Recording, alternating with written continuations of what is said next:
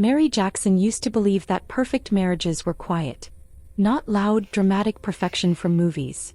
No shouting matches followed by desperate kisses in the rain, but the kind that lived in soft mornings and shared glances. The kind where love showed itself in habits. Ha-Jun Lee warming her hands before she stepped outside. Mary humming while she cooked jollof rice and kimchi stew in the same pot, their laughter blending like cultures learning to breathe together. Their marriage was gentle, intentional, earned. Mary, an Afro-African woman raised on resilience and faith, had met Ha-Jun during what she called her in-between years, after heartbreak before hope. He was reserved, impeccably polite, and carried sadness like an expensive coat he never took off. But with her he softened. With her he chose laughter. With her he chose love. Or so she thought. The knock came on a Sunday evening. It was raining lightly, the kind of rain that didn't announce itself but still soaked you through. Mary was barefoot, folding laundry in the living room, when the sound echoed through their apartment, 3 small, uncertain knocks. Ha-Jun froze. Mary noticed immediately.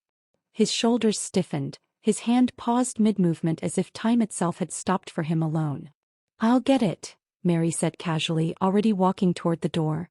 "No." His voice came out sharper than intended. "I mean, let me." She turned confused. "It's just the door, Ha-Jun."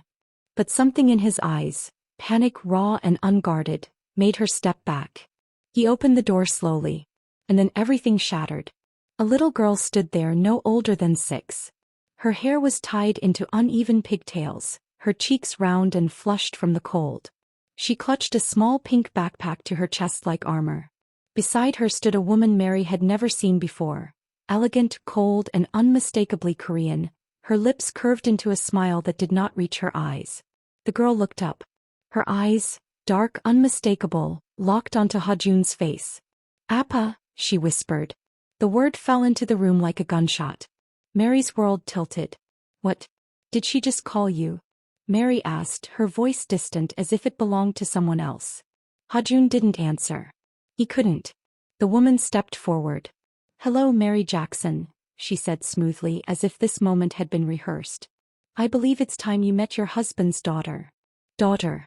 The word echoed in Mary's head over and over, growing louder until it drowned out the sound of the rain, the ticking clock, even her own breathing. Mary looked down at the child again. Ha-Jun. That was the name the woman used, spoken with possession and pride. Ha-Jun, who had Ha-Jun's eyes. Ha-Jun's mouth. Ha-Jun's blood. Mary felt her knees weaken. "No," she whispered. "This isn't funny." But Ha-Jun finally spoke, his voice broken. "Mary, please. Please." The word that always meant trust me. But trust was already bleeding out on the floor. The woman, Yura, wasted no time. She stepped inside without invitation, rainwater trailing behind her like evidence. "I didn't want to do this," she said lightly. "But circumstances change. Ha-Jun deserves to know where she belongs." Mary's heart slammed against her ribs. "And where exactly do you think that is?" Yura's gaze flicked around the apartment, at the framed wedding photos, the shared space, the life Mary had built with love and intention. "With her father," Yura said. "And his family." Family. Another word that cut deeper than Mary expected. Because Ha-Jun had always been careful with his past. He spoke of his parents in fragments. Of expectations. Of pressure. Of walking away from a life he never wanted. But never, not once, had he mentioned a child. Mary turned to him slowly. "You told me everything," she said. "You promised." "I wanted to," he said, tears spilling freely now. "I wasn't allowed to." That sentence, "I wasn't allowed to," changed everything. Over the next hours, truth came in pieces, jagged and cruel. Ha-Jun Lee wasn't just a man who walked away from his family. He was an heir. Born into a powerful Korean family where legacy mattered more than love, obedience more than happiness. Years ago he had been forced into a relationship designed for alliances, not affection. When Yura became pregnant, his family made a decision for him. The child would exist, but Ha-Jun would remain silent. No public acknowledgement. No emotional involvement. When he tried to resist, they threatened everything. So he ran. He left Korea. Left wealth. Left expectations. And left a child he was never allowed to claim. Mary had been his escape. His safe place. The only life he chose for himself. But why now? Mary demanded, her voice shaking with pain and fury. Why bring her here? Yura smiled thinly. Because his family has found him. And they want their heir back. Mary felt something cold settle in her chest. This wasn't just about a child. It was about reclaiming ownership. That night, Ha-yoon slept on their couch, curled up under a blanket Mary had once chosen with joy. The little girl clutched a worn teddy bear and whispered for her father in her sleep. Mary sat awake, watching shadows crawl across the walls. He wasn't angry at Ha-yoon. She was terrified of what loving her might cost. Could she forgive a secret this big? Could she share her husband with a past that refused to stay buried? Could she stand between a powerful family and a child who needed a mother? And worst of all, could love survive the truth? Mary looked at Ha-joon, asleep on the floor beside his daughter, his hand protectively wrapped around hers. For the first time since they married, she didn't know if tomorrow belonged to her.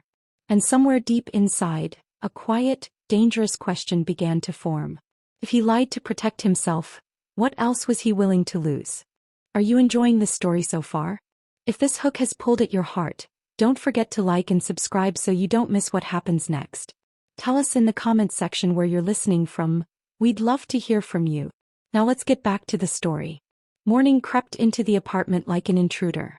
Mary Jackson stood at the kitchen window watching the city wake up below. Cars moved. People hurried. Life continued with cruel indifference, as if her world had not collapsed the night before. Her reflection stared back at her in the glass. Eyes swollen, lips pressed tight, a woman holding herself together with sheer will. Behind her, a soft, rhythmic sound rose and fell. A child breathing. Mary closed her eyes. Ha-yoon. The name had already carved itself into her bones. She had not slept. Every time she drifted off, she saw the door opening again. Heard the rain. Heard that small, innocent voice say Appa with absolute certainty. No accusation. No malice. Just the truth. She wrapped her fingers around a mug of tea that had long gone cold. Footsteps padded into the kitchen. Mary turned. Ha-yoon stood there in oversized socks, clutching a faded teddy bear with one ear missing. She looked smaller in the daylight, more fragile. Her eyes, Ha-joon's eyes, were wide with uncertainty as they landed on Mary. "Good morning," the girl said softly, bowing slightly as if she had practiced manners for moments like this. Mary's heart twisted. "Good morning," she replied, forcing warmth into her voice. The child hesitated, then asked, "Did I do something wrong last night?" The question hit Mary harder than any accusation ever could. "No," Mary said quickly, kneeling so they were eye level. "You didn't do anything wrong. Not at all." Ha-yoon relaxed a little, nodding. "Amma says grown-ups get quiet when they're thinking." Mary swallowed. "I guess that's true," she said. Ha-yoon climbed onto a chair as Mary prepared breakfast. She watched closely, curious, her head tilting as Mary moved around the kitchen. "You cook like Appa," Ha-yoon said. Mary's hands stilled. "How so?" she asked carefully. "He hums when he's happy." Mary hadn't even realized she was humming. A few moments later, Ha-joon appeared in the doorway. He looked broken. His shoulders were slumped, his face pale, his eyes heavy with regret and exhaustion.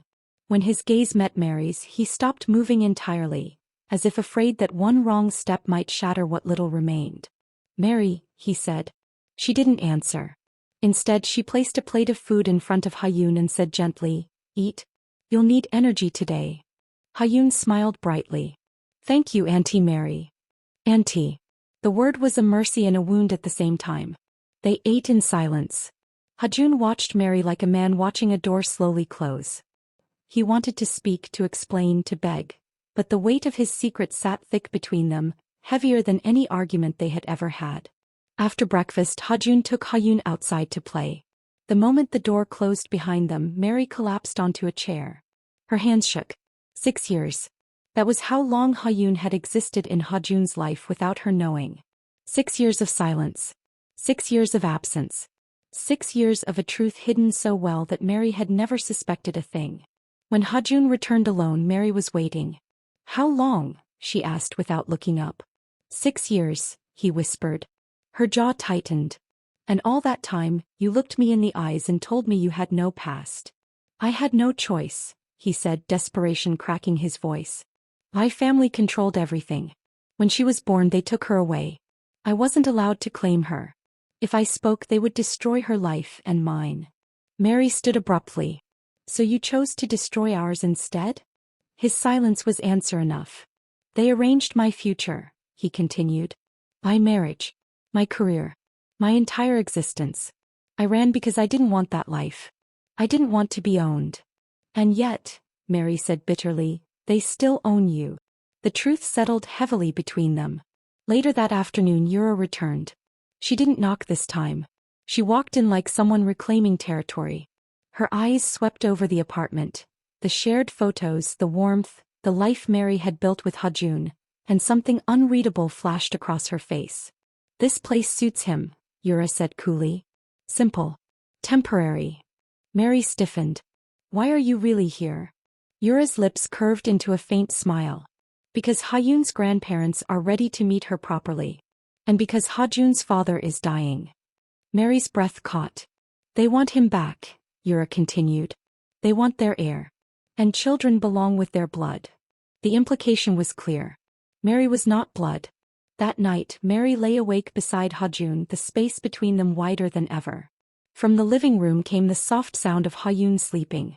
Hajun reached for Mary's hand. She pulled away. I don't know how to do this, she whispered. I don't know how to be your wife and her stranger at the same time.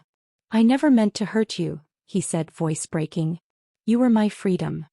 Mary stared at the ceiling, tears slipping silently into her hair. Freedom, she realized, came at a price. And now the bill had arrived. As she lay there, one truth became painfully clear. This wasn't just about a secret child. It was about power, legacy, and a family that would stop at nothing to take back what they believed was theirs. And Mary had just been pulled into a battle she never agreed to fight. The first letter arrived without warning. Mary found it folded neatly on the entryway table when she returned from work 2 days later, the cream-colored envelope standing out like an accusation. Her name, Mary Jackson Lee, was written in elegant, deliberate handwriting.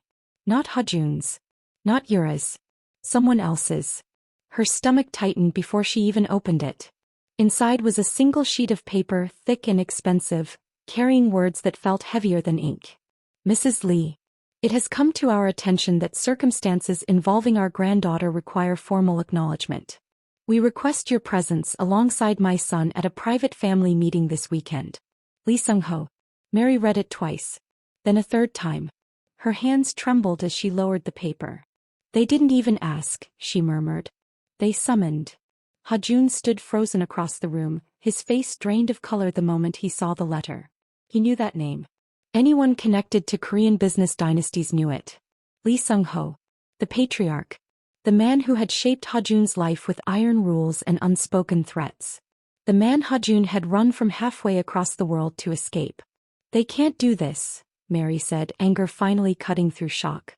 They don't get to decide our lives. They already have, Hajun replied quietly. That night, Hayun sat between them on the couch, coloring diligently. She hummed under her breath, legs tucked beneath her, entirely unaware of the storm building around her small existence. Mary, she asked suddenly, are you going to come with us if we go on a trip? Mary's chest tightened. What trip, sweetheart? To see Grandpa, Hayun said casually. Amma said we might go. Hajun's head snapped up. She said that. Hayun nodded. She said Grandpa wants to see me. And Appa too. Mary felt the floor tilt beneath her. They weren't asking. They were already planting seeds. That night, Mary locked herself in the bathroom and cried silently into a towel. Not loud, not dramatic. Just the kind of crying that came from exhaustion and fear mixing into something unbearable. She loved Hajun. He didn't resent Hayun. But she was beginning to hate the family that treated human lives like chess pieces. The meeting took place in a private residence just outside the city. An estate so large it felt more like a corporate headquarters than a home. Tall gates, stone walls, security stationed discreetly but deliberately. As Mary stepped out of the car, she felt small. Not because she lacked confidence, but because everything about this place was designed to remind her she did not belong. Inside, the air was cold despite the polished wood and tasteful decor. A long table dominated the room.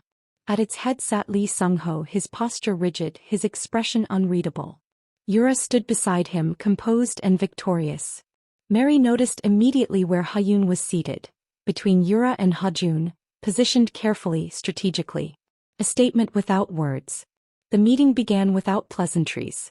"Our family has endured enough embarrassment," Sung-ho said calmly. "It is time to correct past mistakes." Mary clenched her jaw. "You mean forcing your son into silence?" she asked before Ha-jun could stop her. Sung-ho's eyes flicked to her, sharp, assessing. "I mean preserving legacy." "I am not legacy," Mary said, her voice steady despite her pounding heart. "I am his wife." "A wife can be replaced," Sung-ho replied coolly. "Blood cannot." Ha-jun stood abruptly. "Enough." Sung-ho raised a hand. "Sit." The command was soft, but absolute. Ha-jun hesitated. Then slowly he sat back down. Mary felt something crack inside her. That was when she understood. This family didn't just control money. They controlled obedience. The terms were laid out methodically. Ha-yoon would be formally acknowledged as a Lee. Ha-jun would return to Korea for an extended period to assume his role as successor. Mary would be accommodated. "We will ensure your comfort," Sung-ho said. "You may live quietly. Generously compensated." Mary laughed. A short, bitter sound. "You're offering to buy my silence." "I am offering you dignity," he replied. Yura finally spoke. "Ha-yoon deserves stability. A mother who understands her culture. Her place." Mary's gaze snapped to her. "And what place do you think I have?" Yura's smile was thin. "That remains to be seen." The meeting ended with no signatures, no final decisions, but Mary knew better. The wheels were already in motion. That night, Ha-jun confessed something he had never said aloud. "When I left," he told Mary quietly, "my father told me I would come back one day. He said blood always returns to blood." Mary looked at him through tears. "Do you believe him?" Ha-jun didn't answer immediately. That silence hurt more than any words.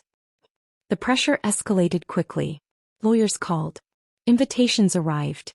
Articles surfaced online. Whispers of the Lee heir resurfacing, speculation about a hidden child. Mary watched her private life become public property in real time. And then came the offer. A formal proposal delivered through legal channels. Custody arrangements. Relocation terms. Marriage reconsideration clauses. Mary read the document alone, her hands shaking. They were planning a future where she was optional. Disposable. That night she packed a bag. Not to leave but to remind herself she could. Ha-yoon watched from the doorway. "Are you going somewhere?" Mary knelt, forcing a smile. "No, sweetheart. I'm just organizing." Ha-yoon stepped closer, clutching her teddy bear. "I like you," she said softly. "You're warm." Mary's breath hitched. At that moment something shifted. This was no longer about saving her marriage. This was about protecting a child from being used as leverage. And protecting herself from disappearing. Mary stood and looked at Ha-jun with new clarity. "If they want a war," she said quietly, "they won't surrender." Outside, unseen but ever-present, the Lee family tightened their grip. And somewhere deep within Mary Jackson, a strength long inherited from generations before her began to rise. Slow, steady, unbreakable. Because blood might be louder than love. But love, she was learning, could learn to fight back. The first time Mary realized she was being watched, it was subtle. A black sedan parked across the street for 3 days straight. Different drivers. Same car. At first, she dismissed it as coincidence. Then the phone calls started. No voice, just silence followed by a click. Then an email arrived at her workplace. Polite but invasive, requesting confirmation of her employment status and future availability. The Lee family was closing in. Mary did not mention the car to Ha-jun at first. He was already unraveling under the pressure, late-night calls in Korean, arguments whispered behind closed doors, his phone never leaving his side. The man who once moved through their home with quiet confidence now walked as though every step required permission. Ha-yoon noticed before either of them did. "Why does Appa look sad all the time now?" she asked one evening as Mary braided her hair. Mary paused, fingers tangled in soft strands. "Sometimes grown-ups carry heavy things in their hearts." Ha-yoon considered this. "Do you carry heavy things too?" Mary smiled sadly. Yes. Hyun reached back and squeezed Mary's hand. Then we can be heavy together. Mary had to turn away so the child wouldn't see her cry. The official request arrived a week later. A formal letter stamped with legal insignia, temporary relocation notice. Hyun was to travel to Korea for cultural integration. Hajun was expected to accompany her. The duration was unspecified. Mary read the document slowly, each word a calculated erasure. There was no mention of her. Not as a wife. Not as a guardian. Not as a family. When Hajun came home that night, she placed the letter in front of him without a word. His face fell. They can't take her without us agreeing, Mary said quietly. They can, he replied. They already have. If I refuse, they'll accuse me of instability. They'll claim I'm unfit. And if you go? He closed his eyes. Then I'm back in their hands. The silence stretched between them. Mary realized then that love alone would not save them. Choices would. And choices always demanded sacrifice. That weekend, Yura arrived unannounced. She brought gifts, traditional dresses for Hyun, books in Korean, carefully curated tokens of heritage. She placed them neatly on the coffee table like offerings. She needs to learn who she is, Yura said. She already knows, Mary replied coolly. She's a child. Yura's gaze hardened. She is a Lee. And I am his wife, Mary shot back. You don't get to pretend I don't exist. Yura laughed softly. Existence is not the same as permanence. The words lingered like poison. Later that night, Mary overheard Yura on the phone in the guest room. She's attached to the woman, Yura said. But that can be corrected. Children adapt. Mary's nails dug into her palms. Corrected. Adapt. They were talking about Hyun as if she were an inconvenience to be adjusted, not a human being with feelings and bonds. That was the moment Mary decided she would not leave quietly. Mary began to document everything. Every letter. Every call. Every interaction. She contacted a lawyer, quietly, discreetly.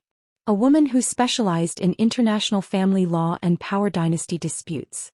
The lawyer listened without interruption, then said one thing that chilled Mary to the bone.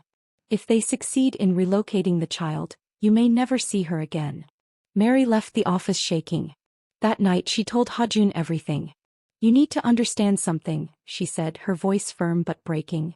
If she goes without legal protection, they will rewrite history. They will say you abandoned her. They will erase me completely. Hajun dropped into a chair, head in his hands. I thought running away was enough, he whispered. I thought distance would protect us. Mary knelt in front of him. Running only works when no one is chasing you. Hyun's behavior began to change. She became quieter. Clung to Mary more. Asked fewer questions but watched everything. One night as Mary tucked her in, Hyun whispered, Am I going away? Mary's heart shattered. Why would you think that? She asked gently. Amma says Korea is my real home, Hyun said. But I like it here. I like you. Mary swallowed hard. Home is where you are loved. Hyun nodded slowly. Then I want to stay. Mary kissed her forehead, silently promising something she didn't yet know how to keep. The breaking point came sooner than expected. One evening, Mary returned home to find two unfamiliar men in suits sitting in her living room with Hajun, legal briefcases at their feet. Polite smiles stretched too tight. We're here to finalize travel arrangements, one of them said smoothly. Mary felt the air leave her lungs. Hyun peeked out from behind the hallway wall, eyes wide. No, Mary said sharply. You are not. This is a family matter, the man replied.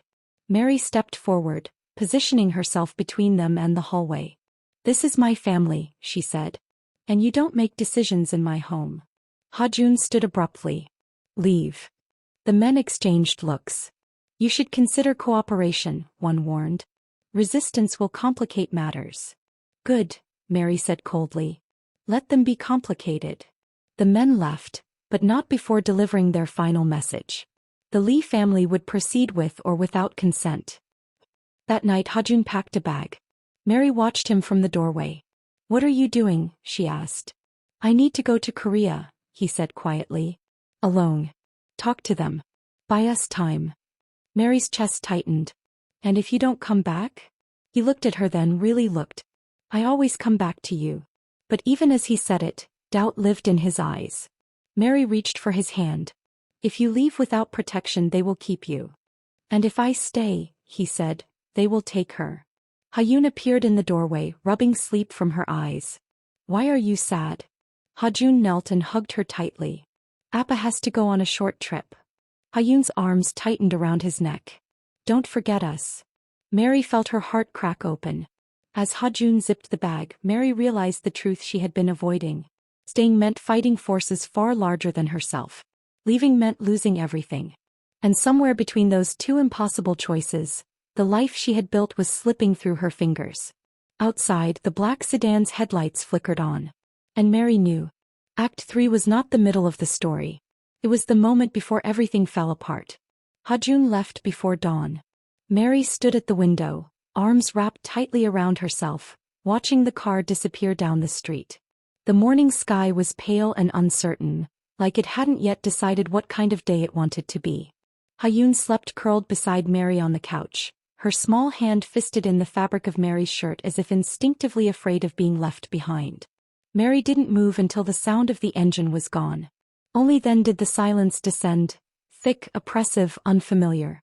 She had never imagined a future where Ha-joon wasn't beside her. Even during arguments, even during pain, his presence had been a constant. Now the apartment felt hollow, like a body without a heartbeat. He'll come back, Mary whispered to herself, but the words felt fragile. The first call from Korea came 12 hours later. Ha-joon's voice was strained, controlled. Too controlled. They're not angry, he said. That's worse. Mary closed her eyes. What do they want? Compliance, he replied. They want me to announce my return publicly. They want Ha-yoon brought here within the month. And me. There was a pause. They didn't ask. Mary's hand tightened around the phone. And you didn't tell them? I said you were my wife, he said quickly. That you matter. Mary exhaled shakily. That's not the same as defending me. Silence. She hung up, feeling more alone than before. With Ha-joon gone, Yura's presence increased. She came by frequently, always polite, always composed, always with an agenda. She brought tutors for Ha-yoon, insisting on Korean language lessons. She suggested dietary changes, bedtime routines, and cultural expectations. She needs structure, Yura said. Consistency. She needs stability, Mary replied. Not a takeover. Yura smiled thinly. You're emotional. That's understandable. The dismissal burned. Mary noticed the changes in Ha-yoon quickly. The child became more subdued during lessons, her laughter quieter, her eyes constantly searching for Mary's approval, as if afraid it might disappear. One evening, Mary overheard Ha-yoon whispering to her teddy bear in Korean, practicing phrases she'd been taught. Good girl, Yura praised from the doorway. Mary snapped. She's not a project, Mary said sharply. She's a child. And she is not yours, Yura replied calmly. The words landed like a slap. Mary felt something inside her harden. The second letter arrived on Thursday. This one was addressed only to Mary. Inside was a formal offer, one far more explicit than the first. A private settlement. Generous financial compensation. A non-disclosure agreement. In exchange for stepping aside. Stepping aside from her marriage. Stepping aside from Ha-yoon's life. Stepping aside from history. Mary stared at the paper until the words blurred. That night she didn't sleep. Instead, she sat at the kitchen table and reread every message Ha-joon had ever sent her. Every promise. Every whispered future. She wondered how love could feel so real and still be so easily threatened by power. She wondered how many women before her had been erased just as quietly. The breaking point came on a rainy afternoon. Mary returned from the grocery store to find Ha-yoon gone. Her shoes were still by the door. Her backpack was missing. Yura stood in the living room, calm as ever. Where is she? Mary demanded, panic flooding her chest. Language immersion class, Yura said. I took the liberty. You took my child without asking me? Yura's eyes sharpened. She is not your child. Mary lunged forward, trembling with rage. You do not get to decide that.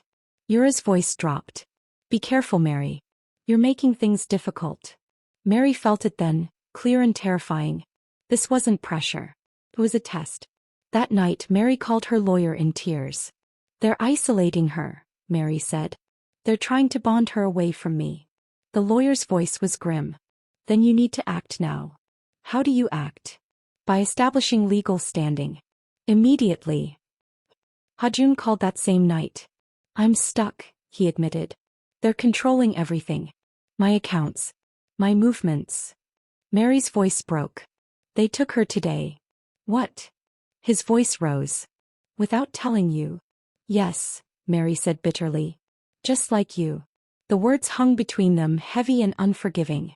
"I'm trying," Hajun said. "Please believe me."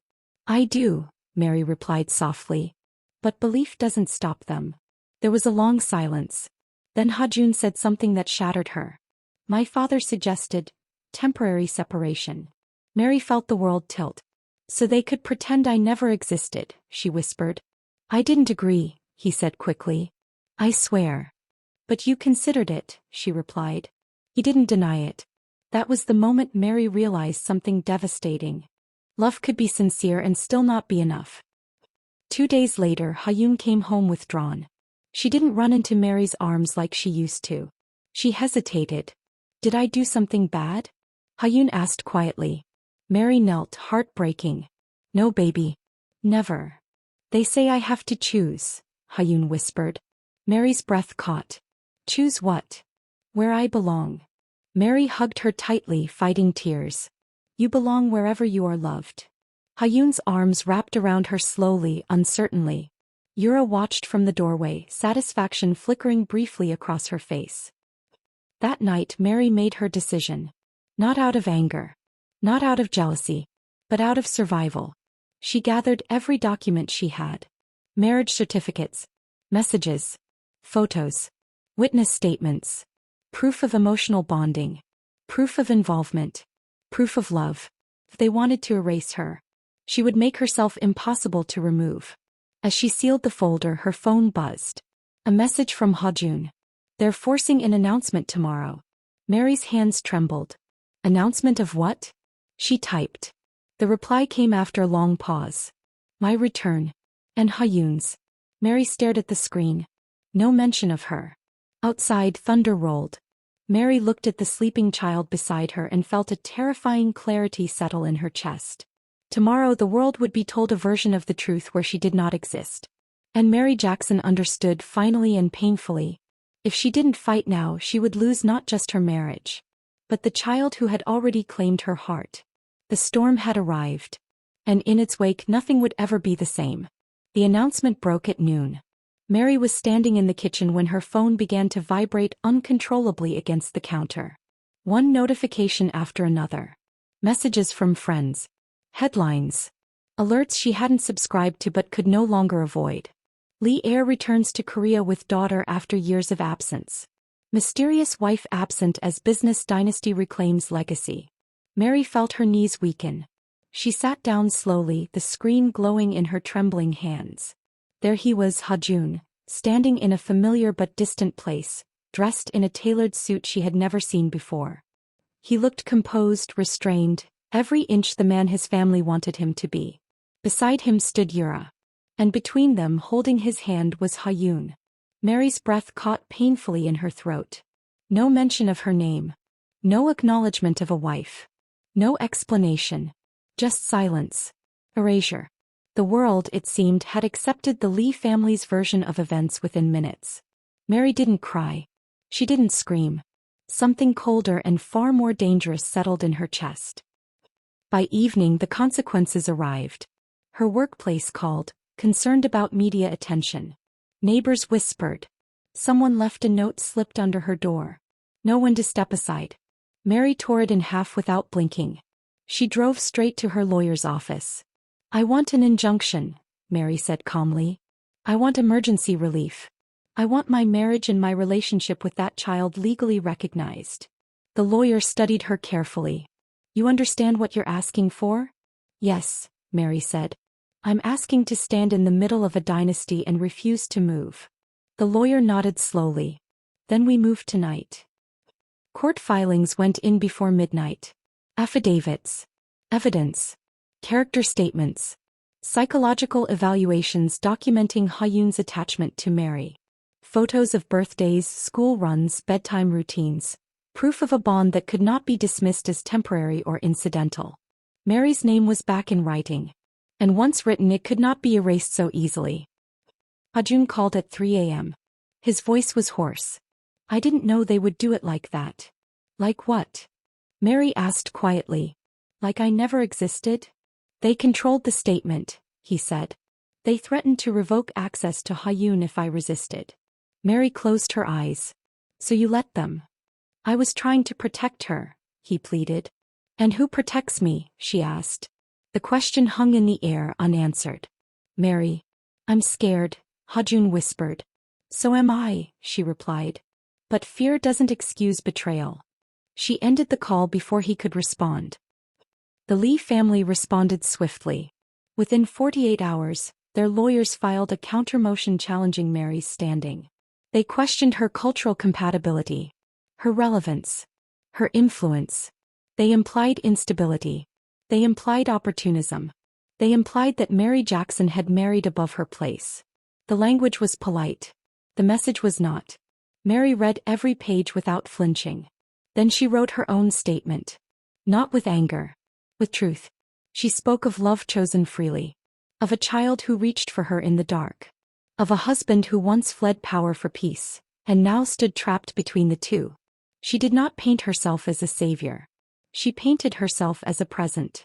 And presence, she knew, was harder to disprove than bloodlines. The first hearing was set for the following week. Media coverage exploded. Talk shows debated her motives. Comment sections tore her apart. Some called her brave. Others called her calculated. Mary stopped reading. She focused on Ha-yoon. Because despite the noise, the child was slipping away. Video calls were limited now. Supervised. Short. Ha-yoon smiled less. She asked once quietly, did I do something wrong to make them take me? Mary pressed her hand to the screen. No, baby. You did nothing wrong. Then why can't I come home? Mary had no answer. On the morning of the hearing, Mary stood in front of the mirror and barely recognized herself. Her eyes were sharper now. Her posture is straighter. She had changed. Not hardened but forged. The courtroom was packed. Lawyers. Reporters. Representatives of the Lee group sitting in a neat row, faces impassiveness. Ha-joon entered last. Their eyes met across the room. For a moment the world narrowed to just them. He looked at her like a man watching the last bridge burn. Mary looked back like a woman who had already crossed it. The arguments were ruthless. The Lee family emphasized tradition, stability, resources, continuity. Mary's lawyer emphasized attachment, emotional welfare, disruption trauma. When Mary was called to testify, the room went quiet. She spoke clearly, simply. I am not trying to take a child from her family, Mary said. I am trying to stop a family from taking her humanity. Murmurs rippled through the courtroom. She is not a title, Mary continued. She is a little girl who loves bedtime stories and hates broccoli and cries when she thinks she's been forgotten. Mary's voice broke just slightly. I refuse to be complicit in teaching her that love is conditional. Yura's jaw tightened. Ha-joon bowed his head. Then came the unexpected blow. The Lee family produced a document. A signed statement. From Ha-joon. A contingency agreement prepared weeks earlier. One Mary had never seen. It outlined temporary custodial preferences in the event of marital instability. Yura's voice cut through the room. Mr. Lee himself acknowledged the possibility that his wife may not be suitable for long-term involvement. Mary felt the blood drain from her face. She turned to Ha-joon. His eyes were full of agony. I didn't think they would use it, he whispered. But they had. And the damage was done. The judge called for recess. Mary sat frozen, her world tilting dangerously. Her lawyer leaned in. We can still fight this. But it just became much harder. Mary nodded slowly. She had expected resistance. She had not expected betrayal in ink. That night, alone in her apartment, Mary finally cried. Not for marriage. Not even for herself. But for the child who would grow up believing love could be signed away. Her phone buzzed. A message from Ha-joon. I never meant to hurt you. Mary typed back with steady fingers. Intent doesn't undo impact. Another message followed. If I lose everything, would you still stay? Mary stared at the screen for a long time. Then she turned the phone face down. The next morning her lawyer called with urgency. There's something you need to know, she said. The Lee family isn't just trying to win custody. Mary's stomach dropped. What are they doing? They're preparing to annul your marriage. Mary closed her eyes. On what grounds? Fraud, the lawyer said grimly. They're claiming Ha-jun married you under false pretenses, while still bound by obligations tied to the child. Mary laughed softly, a sound without humor. So they plan to erase me legally, she said. Yes, the lawyer replied. Completely. Mary looked out the window at a world that had already begun to forget her. Then she stood. No, she said quietly. I won't disappear. Because Mary Jackson was done being collateral damage in someone else's legacy. And if love had to go to court, then the court would learn just how fierce love could be. As the sun rose, Mary made one final decision. The kind that changes everything. And far away in a country where power had teeth, the Lee family prepared their final move. Unaware that the woman they tried to erase was about to become their greatest threat. The annulment petition arrived at dawn. Mary found it taped to her door, sealed in an envelope too official to ignore. For a long moment she simply stared at it, the early morning light casting long shadows across the hallway. This was no longer a battle happening around her. This was a battle aimed directly at her existence. She carried the envelope inside with steady hands, placed it on the table and sat across from it as if it were a living thing. When she finally opened it, the words confirmed what her lawyer had warned her about. Petition for annulment based on fraud and misrepresentation. According to the Lee family, Ha-jun had entered the marriage while withholding material obligations, namely a child tied to legacy succession. According to them, Mary was never a true wife. She was an heir. Mary closed the folder slowly. If this succeeded, she would lose everything in one stroke. Her marriage, her legal standing, her voice in Ha-jun's life. And perhaps worst of all, history would remember her as nothing. Mary didn't panic. She planned. The first thing she did was call Ha-jun's former assistant, Min-oh, a woman Mary had met once years ago, kind-eyed and nervous, who had quietly congratulated them at their wedding. Min-oh hesitated when Mary explained what she needed. Speaking against the Lee family, she said carefully. It would ruin me. Mary's voice was calm. They ruin people anyway. There was a long silence. Then Min-seo exhaled. I kept copies, she said quietly. Of everything. The second thing Mary did was confront Ha-jun. They spoke over a video call, the distance between them suddenly unbearable. You signed a contingency agreement, Mary said, holding up the document. Why? Ha-jun looked destroyed. They forced it on me years ago. Before I met you. They told me it was meaningless unless things fell apart. And you believed them? I believed I could outrun them, he whispered. Mary closed her eyes. You can't outrun power. You expose it. Tears slid down his face. I never thought they'd use my own words to erase you.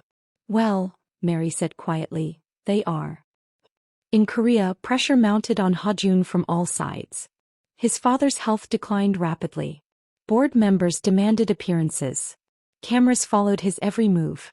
And Ha-jun, sweet, quiet Ha-jun, began having nightmares. She cries for Mary, Ha-jun told Yura one night. Yura stiffened. She'll forget. She won't, he snapped. She's not a dog. Yura turned on him, eyes blazing. Watch your tone. Everything you still have is because of us.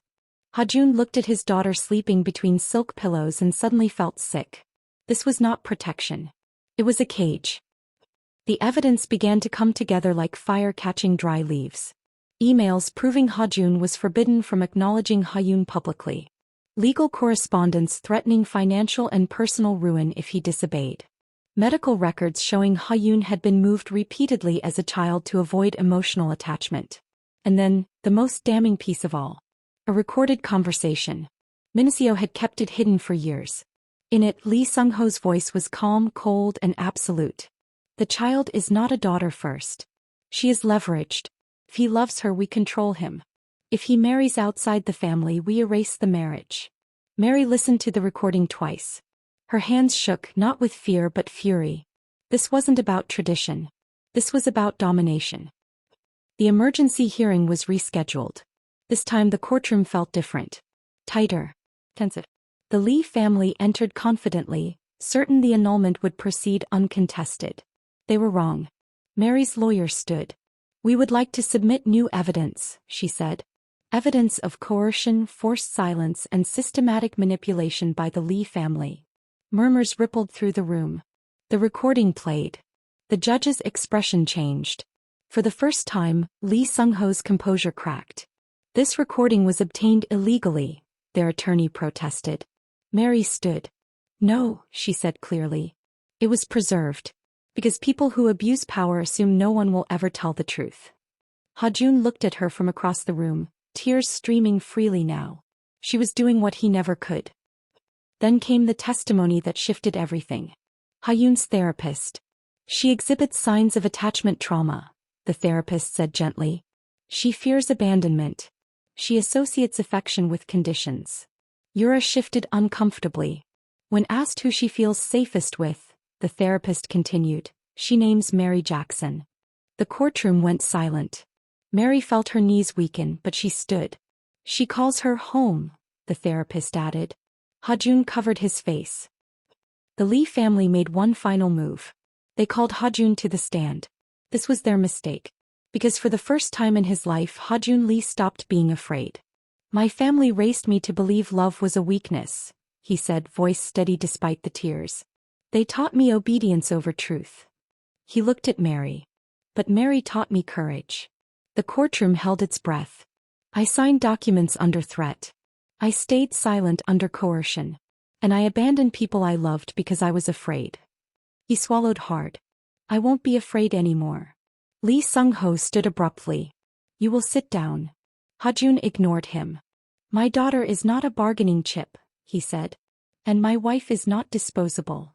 Mary felt something inside her finally release.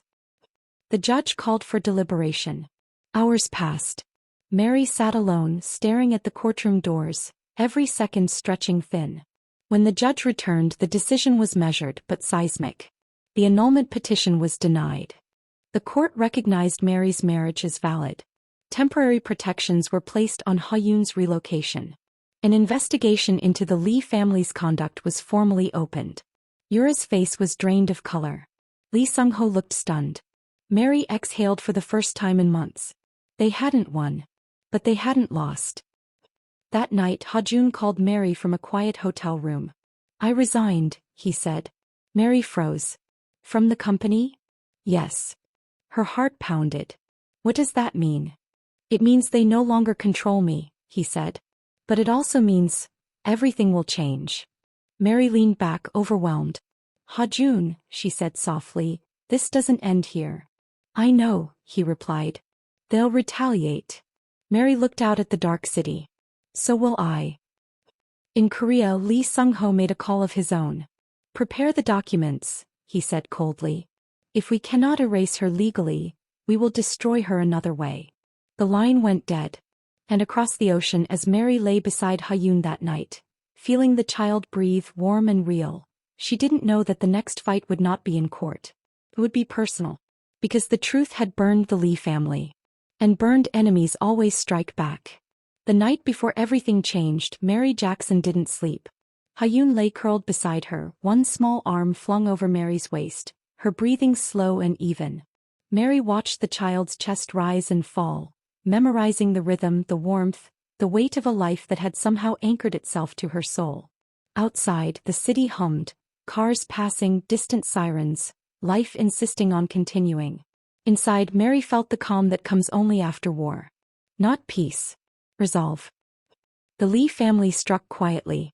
No headlines. No lawyers at first. Instead, Mary's accounts were frozen. Her work contract was suspended pending review. Her landlord called, apologetic but firm. There had been a sudden change in ownership of the building. Mary laughed softly when she hung up. "Of course," she murmured. "Of course." This was how power punished women it couldn't erase, by suffocation. Ha-jun arrived 3 days later. Not in a motorcade. Not in tailored suits. He arrived alone, exhausted, carrying one suitcase and a face stripped bare of privilege. When Ha-yoon saw him, she ran so hard she tripped. Appa! He caught her, lifting her off the ground, holding her like a man afraid she might vanish if he let go. Mary stood frozen in the doorway. For a moment no one spoke. Then Ha-joon looked at her. I chose you, he said quietly. And I chose her. Fully. Finally. Mary studied his face. I wish you'd chosen us sooner, she replied. So do I, he said. They tried to rebuild. Quietly. Deliberately. Ha-joon took temporary work teaching Korean language and business ethics at a local college. Mary returned to freelance consulting, piecing together income with stubborn determination. They downsized, moved to a smaller apartment and learned how to live without safety nets. Ha-yoon flourished. She laughed again. Slept through the night. Drew pictures of stick-figure families holding hands, always coloring Mary's dress bright yellow. This is because you're sunshine, Ha-yoon explained seriously. Mary cried in the bathroom for 10 minutes after that. But peace never comes without shadows. One afternoon, Mary received a call from an unfamiliar number. Mrs. Jackson Lee, a male voice said smoothly. This is Mr. Park. I represent interests connected to the Lee family. Mary's spine stiffened. I have legal counsel. This is not a legal matter, he replied. This is a courtesy. Mary closed her eyes. Say what you came to say. Pause. There are people who believe children belong with blood, he said. And cultures that do not forgive humiliation. Mary's voice was steady. Is that a threat? Soft chuckle. A warning. The call ended. That night Mary told Ha-joon everything. His jaw clenched. They're not done. Neither am I, Mary replied. The final blow came unexpectedly. A knock at the door. Not lawyers. Not Yura. A woman. Older. Cring. Dressed simply. Her eyes were tired but sharp. I am Lee Min-kyung, she said. Ha-joon's aunt. Ha-joon froze. You left the family. Yes, she replied. Because I refused to give up my son. Mary's heart skipped. I came, Min-kyung continued, because the family plans to appeal internationally. They will drag this for years. They believe time will weaken you. Mary crossed her arms. And why tell us? Min-kyung met her gaze. Because I watched them destroy women like you. And because Ha-yoon deserves better. She slid a folder across the table. Inside were documents, offshore accounts, bribery trails, sealed settlements. Enough to bring down reputations. Enough to end the dynasty's quiet immunity. This is my confession, Min-kyung said. And my apology. Ha-joon's voice shook. If this goes public, it will burn them, Min-kyung said calmly. And me. Mary inhaled slowly. Power had finally made a mistake. It underestimated solidarity. The exposé dropped on a Monday morning. By noon, the Lee Group's stock plummeted. By evening, investigations were announced. Lee Sung-ho was hospitalized, not from illness but collapse. Yura disappeared from public view. And just like that, the machine that had chased Mary for months sputtered and stalled. They had won. Or so it seemed. That night, Mary sat on the balcony, Ha-yoon asleep inside, Ha-joon beside her. The city lights blinked below like distant stars. It's over, Ha-joon whispered. Mary didn't answer immediately. She had learned better. Maybe, she said. But power doesn't die. It waits. Ha-joon took her hand. Whatever comes next, we face it together. Mary squeezed his fingers. For the first time she believed him. 3 weeks later a letter arrived. No sender. Inside was a single photograph. Ha-yoon, taken at the park that morning. And a note. Part 1 is finished. Blood remembers. Mary's hands went cold. She looked at Ha-yoon playing on the floor, laughing, alive, unaware. And she understood with terrifying clarity. This story was not over. The Lee family had lost the war. But someone somewhere had just declared the beginning of another. Mary folded the note carefully. Her voice was calm when she spoke. Ha-joon, she said. We need to talk. The screen faded on her face, not afraid, not broken, but ready. Thank you for listening all the way to the end. If you enjoyed the story, don't forget to like and subscribe so you won't miss what comes next. Tell us in the comments where you're listening from. Your support means more than you know.